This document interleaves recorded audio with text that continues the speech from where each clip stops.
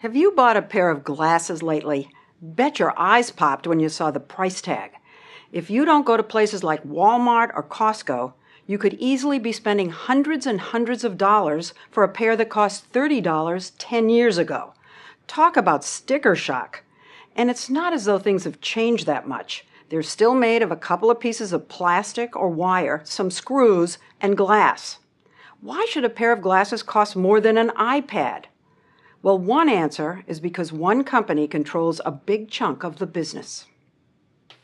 The story will continue in a moment.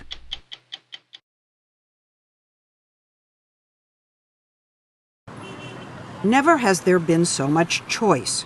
Ray-Bans, Oakleys, glasses for running and skiing, and even reading. Oh, no. A staggering variety of colors and designers. You'd think the competition would force the prices down. Wow, look at that. One reason it hasn't is a little-known but very big Italian company called Luxottica. If you own a nice pair of specs or shades, they're probably theirs. Luxottica is the biggest eyewear company on Earth. It shuns publicity, but CEO Andrea Guerra invited us in for a look, and it was eye-opening. Do you have any idea how many people in the world are wearing your glasses right now? At least 500 million are wearing our glasses now. Luxottica started here as a small tool shop in Agordo, a dot of a town in the Italian Alps, when frames were still made of mountain goat horns. This was the factory in 1961. This is what it looks like today. Last year, Luxottica made some 65 million pairs of sunglasses and optical frames. They don't make prescription lenses. And we saw mountains and mountains of glasses in boxes headed to China, India, Brazil, and above all, to the U.S. But they're very expensive. They can be very expensive. They can, but this is one of the very few objects that are 100% functional, 100% aesthetical, and they need to fit your face for 15 hours a day. Not easy, and there is a lot of work behind them. Luxottica's product manager, Isabella Sola, explained that the company revolutionized how we see glasses. You think I look cool? Yes, I think so. I think I look cool too. It wasn't that long ago that glasses were uncool. You only wore them if you absolutely had to. I can remember not that many years ago my mother telling me that men will never ask me out if I wear my glasses. I was to go blind if I wanted dates. But Luxottica took this medical device and turned it into high fashion by making deals to conceive and create high-quality, stylish specs for nearly every brand and label you can think of. We have Prada, we have Chanel, we have Dolce Gabbana, we have Versace, we have Burberry, we have Ralph Lauren, we have Tiffany, we have Bulgari. They're not even called glasses anymore. They're eyewear. Do people really wear this? Yes. Once glasses became face jewelry, Luxottica could charge a hefty markup. But you know something? I know that there are some less expensive glasses that look very similar to the very expensive. For example, this is your Vogue line, which is not that expensive. Yes. And this is Coach, which is much more expensive. If two women walk down the street with these on, yes, they almost look the same. almost look the but same. It's almost. It's not the same. Not the same because of details on the frames, like the little Chanel C's, Polo Ponies, or Tiffany Blue. Luxottica wouldn't tell us their markup, but glasses like these can sell for up to 20 times what they cost to make. And all the glasses are designed by Luxottica. So you design thousands of pairs of glasses. That's what I mean. We do, yes. Where does Tiffany come into it? Tiffany comes in at every stage, basically. The fashion houses send in sketches of their new collections as inspiration. And down on the factory floor, you can see the work that goes into differentiating the brands. Plain plastic temples go through a painting machine and come out Versace. stones are inserted one by one into the Dolce & Gabbana, and leather is carefully threaded for that Chanel bag look. If people begin to know that Chanel glasses were designed by Luxottica, would it change the way they think about Chanel glasses? You know, that would be totally wrong. That would be crazy. But why isn't the Luxottica name a brand name? Are you in any way hiding it? Hiding it? Yeah. Not at all. We're listed. Listed on the New York Stock Exchange, where Luxottica shares are soaring. The company raked in $8 billion last year, but their bestseller wasn't a fancy fashion house label. It was a brand they outright own, Ray-Ban. Originally made by Bausch & Lomb for the U.S. Army, since JFK, nearly every president has worn them. Not to mention Tom Cruise in Risky Business. It's like University of Illinois. And Top Gun. But the brand was poorly managed, cheapened, and eventually put up for sale. The Italians bought it in 1999 and had a strategy to turn things around. We stopped selling sunglasses from Ray-Ban for more or less a year.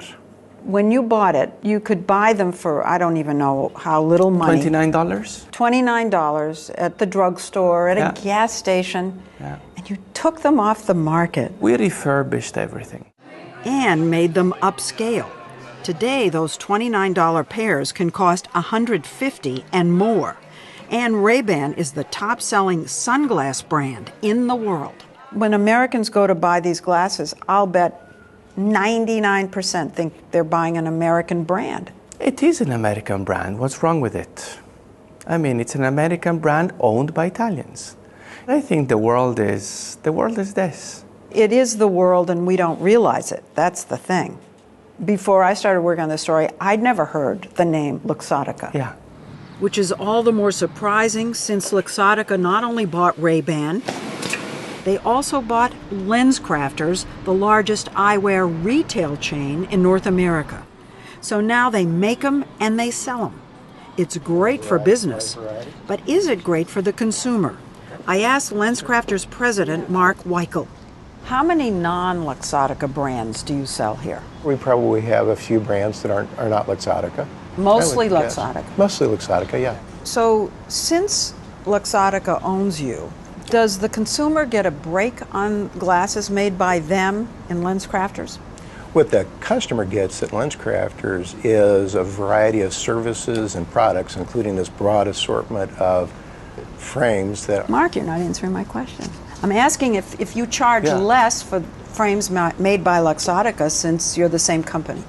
I think every competitor, every retail optical brand determines what their price is on whatever their brands are. That's a no. Customers do not get a break. At LensCrafters, the average cost for a pair of frames and lenses is about $300. You may think, well, there's choice in the mall for other glasses, but Luxottica doesn't only own the top eyewear chain in the country. It owns another large chain, Pearl Vision, and Oliver Peoples, and several boutique chains. And it runs Target Optical and Sears Optical. And we're not done. Luxottica also owns Sunglass Hut, the largest sunglass chain in the world. So is there a free market in eyewear? No, I don't think there really is. I think one company has excessive dominance of the market.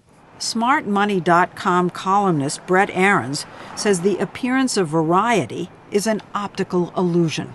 The reality is, it's like pro wrestling competition. It's actually fake competition. Consider what happened to Oakley, the world-famous maker of advanced sports eyewear. Oakley was a big competitor, and they had a fight with Luxottica, and Luxottica basically said, we're dropping you from our stores. And Oakley, they refused to sell their glasses in their it was a dispute about pricing, and they dropped Oakley from the stores, and Oakley's stock price collapsed. How is Oakley going to reach the consumer if they can't get their sunglasses in Sunglass Hut? There were some issues between the two companies in the beginning of the 2000s, but both of them understood that it was better to go along.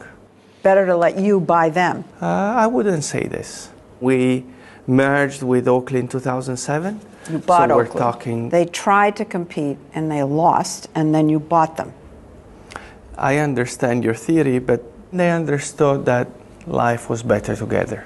So now Luxottica owns the two top premium sunglass brands in the world, Ray-Ban and Oakley. But Luxottica points out there are other players. Who's your biggest competitor in the United States? You could say Walmart. Also Costco and emerging online companies like Warby Parker. But other competitors told us Luxottica has them in a chokehold. If you make glasses, you want to be in their stores. And if you have stores, you want to sell Ray-Bans. So Luxottica can set the prices as high as it wants. Luxottica's dominance, it's what's called a price maker, which means that essentially it can set prices and other people will follow in its make. Which he says is why glasses in general cost so much, even at your local opticians. The whole point of a luxury brand is to persuade people to pay $200 for a product that costs $30 to make. Well, let me show you something. Why is it any different than my shoe? Well, to some extent, there's actually a lot of comparisons. The difference is actually that there is, the entire shoe industry isn't made by one company, and the same company doesn't also own all the shoe stores. You'd think, well, surely insurance companies covering vision would complain. But guess what? Luxottica also owns the nation's second largest vision care plan, iMed, covering eye exams and glasses. What don't you own? A lot of things. Not really. You seem to, really. Why not combine everything under one name? I think people love diversities. People love to have different brands. People love to have different experiences. It's an illusion of choice if you're all owned by the same company. I think this is totally wrong. The question is what kind of choice consumer has. It's not a question of how many you own. How does the consumer benefit from all of this? Your prices are still high. If you go to a shoe company, would you say that their prices are high? You're trying to tell me it's all worth all that money. Everything is worth what people are ready to pay. And you know what? He's right. It seems people are ready to pay a lot. I bet they cost a fortune. They're not too expensive. They cost almost $400. With prescription lenses, the price could jump to $600 or more.